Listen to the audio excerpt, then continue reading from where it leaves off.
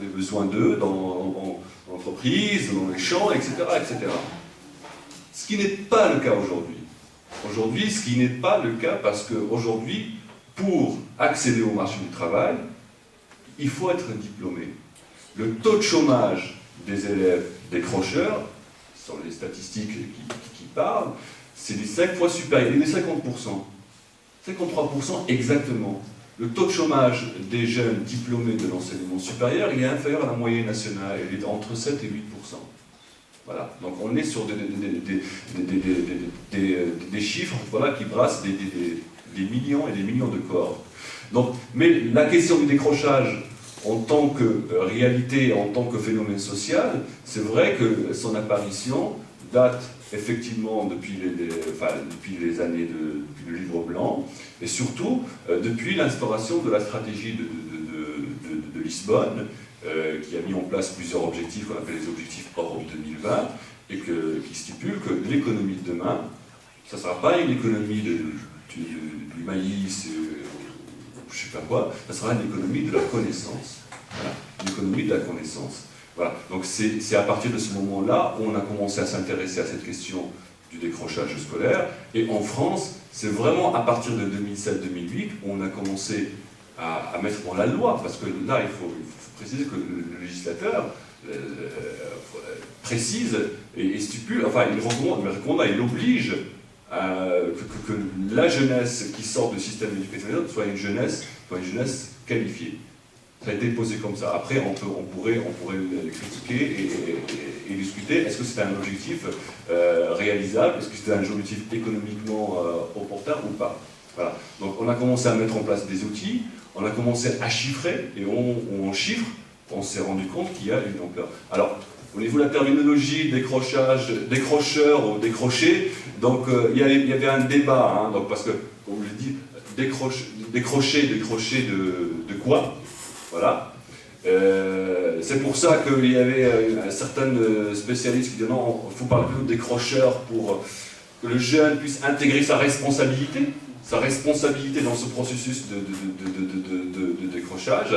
Bon, je pense que c'est pas un débat fructueux. Moi, encore une fois, ce qui m'intéresse, c'est le coût et c'est le gâchis. C'est surtout ça, c'est ce qui m'intéresse. Après, en termes de chiffrage, il y avait une étude de l'OCDE. Le chiffrage, il est à peu près le même dans les pays de l'OCDE. Hein, donc, on est sur ce coût-là. Et maintenant, il faut quelqu'un qui paye. Hein. Il faut quelqu'un qui, voilà, ce coût-là, il faut le payer en attendant. Hein. Donc en attendant de résoudre la question, est-ce que on est plus fort ou moins fort, etc. Moi, ce qui m'intéresse dans le périmètre, je reste dans un débat franco-français, ce sont des 32 milliards qu'il faudrait sortir de la caisse, dans un contexte, encore une fois, économique, qui ne nous permettra pas de faire des écarts. Hein. Donc voilà, donc c'est ça qui je n'ai pas répondu totalement à la question, mais en tout cas, ce qui m'a intéressé dans votre propos, c'est ça. Juste un propos, ce qui me frappe, aussi bien dans le film que dans vos propos, il faut redonner la confiance aux enfants, aux intervenants. Et le propos que vous tenez, vous ne redonnez pas confiance à l'ensemble du système éducatif. Faisons attention là-dessus. Oui, le mot gâchis me choque. Alors le propos, j'allais le préciser, le mot gâchis, j'allais le préciser, derrière le gâchis financier, il y a un gâchis humain. Oui. Derrière chaque jeune en difficulté, il y a un jeune en souffrance, c'est évident. Et donc nous, on saisit de la question, c'est comment on va apporter une réponse à la souffrance de nos jeunes. Et j'aurais aussi aimé répondre à la question de monsieur sur le lycée professionnel, avec je réussis, je rate. Bien sûr, la question c'est je réussis quoi et je rate quoi. Où se situe la réussite d'un établissement scolaire, hein, on en revient toujours à la même question. La première difficulté pour moi des lycées pro, et je rejoins ce que disait tout à l'heure mon ami. J'ai un problème, c'est ça qui m'attend. Je rejoins Gilles, l'image de l'enseignement professionnel est extrêmement négative. Hein, et donc, le premier problème auquel nous sommes confrontés, nous, lycée pro, c'est l'orientation. C'est pour quel motif un jeune vient chez nous. La jeune fille qui veut faire oisellerie depuis sa plus tendre enfance, ce qui est évident, c'est qu'elle va choisir le CAP oiseau, je rigole, avec énormément de détermination, et elle va nous sortir un 18 sur 20 sur son CAP, elle l'aura mention très bien, il n'y a pas de souci. Parallèlement à ça, dans la même classe, nous aurons des jeunes qui seront là par défaut, parce qu'il fallait bien les caser, parce que pour ne pas remplir les effectifs de la plateforme de suivi des décrocheurs, eh ben, on va lui apporter une réponse. Moi, prof principal, du coup, oui, tu vas aller dans un lycée pro, c'est pas ce que tu veux faire, mais c'est pas grave, tu es scolarisé quand même. Voilà, donc on a une énorme problématique de l'orientation. Juste un dernier mot, et puis après on va passer à la pause, et puis on aura l'occasion de pouvoir rediscuter d'abord pendant la pause, et puis ensuite en groupe. Non, moi je voulais juste être sur le mot gâchis, je pense qu'au contraire il faut l'assumer complètement. Ce qui est intéressant dans ce que dit Mehdi en fait, finalement on va au bout d'une logique dans laquelle on est depuis 30 ans, qui est que quand on ne met pas, quand on ne traduit pas en termes économiques et en fric, une réalité humaine qui est une réalité humaine épouvantable, on a un certain nombre de gens qui finalement finissent par considérer qu'elle n'existe pas. Il y a plein de mouvements qu'on a réussi à déclencher dans les politiques de développement, dans les politiques sociales, simplement parce qu'on a enfin mis le doigt sur le fait que ça coûtait du fric. Si on avait passé du temps à simplement dire « regardez, c'est horrible, tous ces jeunes qui souffrent, etc. », ça aurait pu continuer dans une indifférence générale pendant des années. Et c'est vrai que moi, les travaux d'économistes comme Mehdi, pour moi, sont indispensables parce qu'en effet, montrer le coût actualisé d'un exclu, en plus du coût humain qu'on ressent tous, en plus de la perte énorme pour la société qu'on ressent tous. Dans des sociétés qui sont aussi vieilles que les nôtres, le fait que vous ayez 10% de la jeunesse qu'on considère comme au rebut avant même qu'elle ait commencé sa vie, c'est invraisemblable. À la limite, si on avait des enfants à plus savoir qu'en faire, vous pourriez dire, il y en a 10% qui passent à la trappe, c'est la vie, c'est la sélection naturelle. Mais on n'est vraiment pas dans ces conditions-là. Juste un mot, parce que vous m'interpellez et vous me regardez.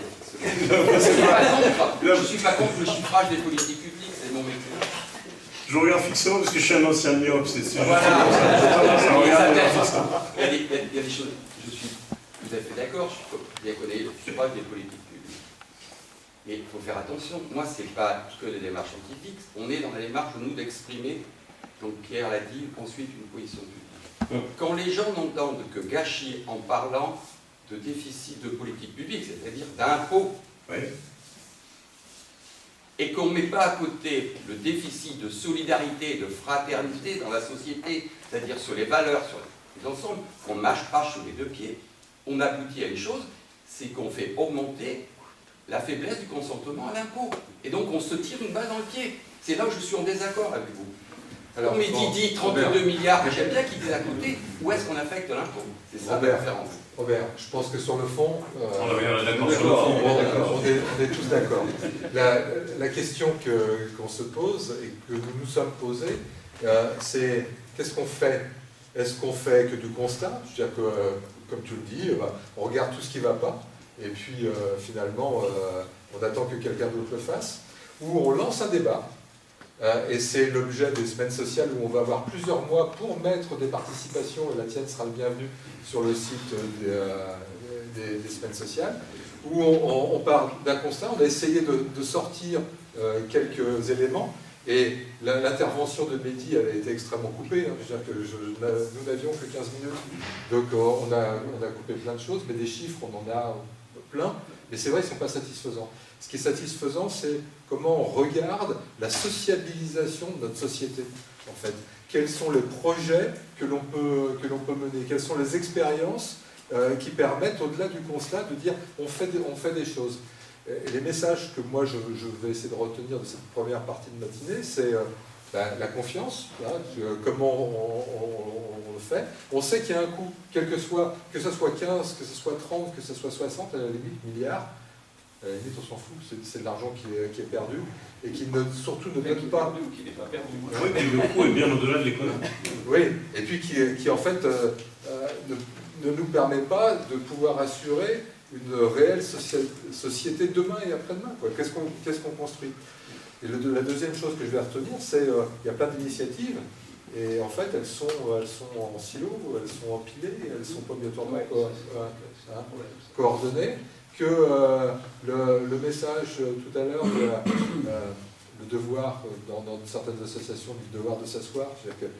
Comment on regarde ce qu'on a fait de bien et ce qu'on n'a pas fait de bien, plutôt que de se poser uniquement la question de la prochaine échéance électorale, c'est de montrer que les choses qui se passent bien, et sans vouloir se poser des questions, ben voilà, ça on l'a raté, et comment on le réfléchit. Dernière remarque. Oui, moi c'est une question de pure curiosité, j'ai beaucoup de respect pour les chiffres, et je ne comprends pas votre chiffre de 32 milliards. Le chiffre de 60 milliards d'éducation nationale, tout le monde le comprend. Mais le rapprocher du chiffre de 32 milliards, qu'est-ce que... Alors les chiffres, il faut expliquer ce qu'il y a dedans. Hein. Qu'est-ce que vous y mettez? C'est la première fois que j'entends ce chiffre. Oui. J'entends le chiffre de 32 milliards, pour moi ça évoque plutôt, parce que tout le monde en parle. Ça c'est un chiffre réel qui est expliqué, c'est celui de la formation professionnelle, hein, 32 milliards. Mais qu'est-ce que c'est que ce chiffre de 32 milliards sur les décrochés? C'est la première, pourtant, je lis beaucoup de presse, c'est la première fois que j'entends parler d'un coût de 32 milliards pour le décroché. Est-ce que c'est un coût annuel? Est-ce que c'est un coût sur les 40 années de génération des décrocheurs? Qu'est-ce que... Voilà. Oui. Alors c'est tout simplement le coût actualisé, le coût social. C'est le coût social Sur toute une vie? sur 40 ans de vie active. Ah, ça fait quand même pas 1 milliard, un peu moins d'1 milliard par an quand même. Donc Oui, mais... on ne parle pas de la même chose. Ouais, non, mais... Peut-être pas affoler les foules. Non, pas du tout, au contraire. Mais vu que chaque année on perd 140 000, en fait ça revient à la même chose. En fait on ne perd pas, oui, enfin, chaque année on perd 140 000. Oui. D'accord? Donc chaque année en fait on actualise une dette de 32 milliards. Donc c'est ça, c'est le coût social, c'est le coût de... Enfin, on sait très bien que les jeunes décrocheurs, bon, vu qu'ils ne seront pas en marché de l'emploi, il faut les récupérer. Je prends juste un exemple récent, la garantie jeune. Donc c'est un exemple d'actualité. La garantie jeune, le coût de la garantie jeune, si on veut juste l'appliquer, ouvrir les portes à 200 000 jeunes susceptibles, voilà, pressentis comme bénéficiaires, le coût c'est 4 milliards d'euros. D'accord? Oui. Si on veut généraliser ça à l'ensemble de la cohorte, donc 900 000 jeunes qui sont susceptibles de bénéficier, donc vous multipliez par 4 ou 5, donc ça fait 20 milliards d'euros. Voilà. Et oui. On est dans l'actualité. Et ce ne sont pas des jeunes diplômés, ce ne sont pas des jeunes qui sortent de l'ENA. Ce sont des jeunes voilà, qui sont, en plus d'être non qualifiés, ils sont issus de milieux fragiles.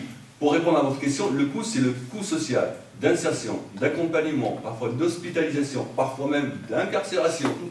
Ah, donc je ne dis pas que les décrocheurs sont des délinquants, mais les délinquants ne sont pas tous, en tout cas, sortis de Sciences Po. Voilà, c'est tout ce que je dis. Et pour revenir à... Les petits délinquants. Les petits délinquants. Je suis absolument d'accord avec vous. Je suis d'accord avec vous. Mais mon rôle de chercheur, d'intellectuel, c'est de ne pas...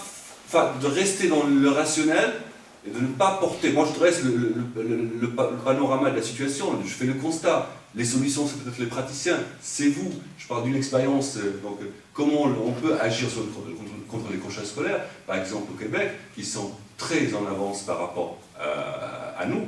La question a démarré depuis les années 60.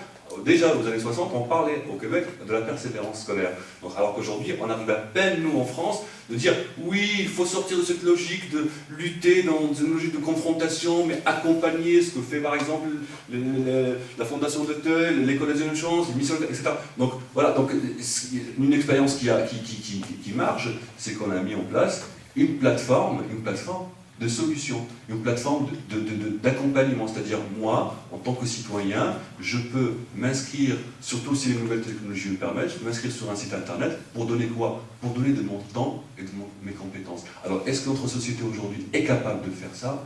Si oui, donc on a déjà une petite solution. Mais sans apporter de jugement, hein. C'est pas mon rôle. Merci à vous. beaucoup. Merci. Du temps que vous nous avez consacré pour l'élaboration de la vidéo, et puis du temps que vous nous avez consacré ce matin. Je crois que Gilles et Mehdi, vous avez des obligations. Oui. Plus fort. Et bon, voilà, en tout cas, vous êtes les bienvenus. Du café, des boissons, des croissants, et puis on